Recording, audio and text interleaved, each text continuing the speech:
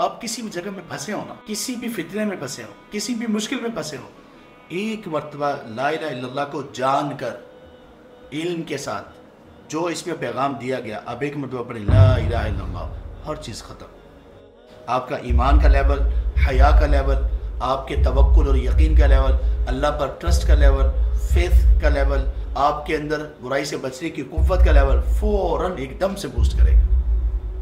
لا الہ الا اللہ، وہی وہ کیا چیز تھی کہ جہاں بلال رضی اللہ عنہ کو لٹایا ہوا ہے عرب کی اتنی شدید گرمی میں، سنگریزوں کے اوپر پتھر رکھا جا رہا ہے بھاری بھرکم، کوڑے الگ سے مارے جا رہے ہیں، کیا تھا، کس چیز کی قوت تھی، کیسے برداشت کیا؟ لا الہ الا اللہ۔ وہ کہتے تھے بس یہ ایک بات چھوڑ دو، الاحد الاحد، ایک اللہ کے سوا کسی کو نہیں مانتا ہوں بھائی، لات منات عزا صاف کہتا ہوں، سب ختم، سب باطل ہیں، ایک اللہ کی عبادت ہے۔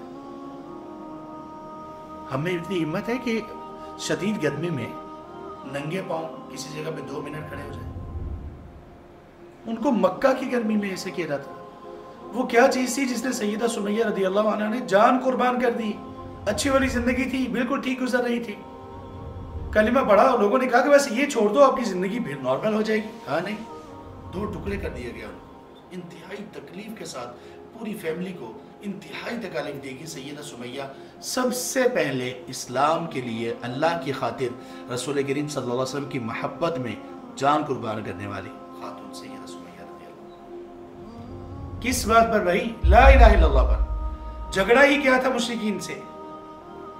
کیوں ہجرتیں کی، کیوں اپنے گھر چھوڑے، کیوں وطن چھوڑے، کیوں مال قربان کیا، کیوں جانیں قربان کی، اتنے بڑے بڑے رزق کیوں لیے؟ لا الہ الا اللہ کے لیے۔ بھائی نہیں، اللہ کا غلام ہوں، کیسے آپ کی غلامی کیسے کر سکتا ہوں؟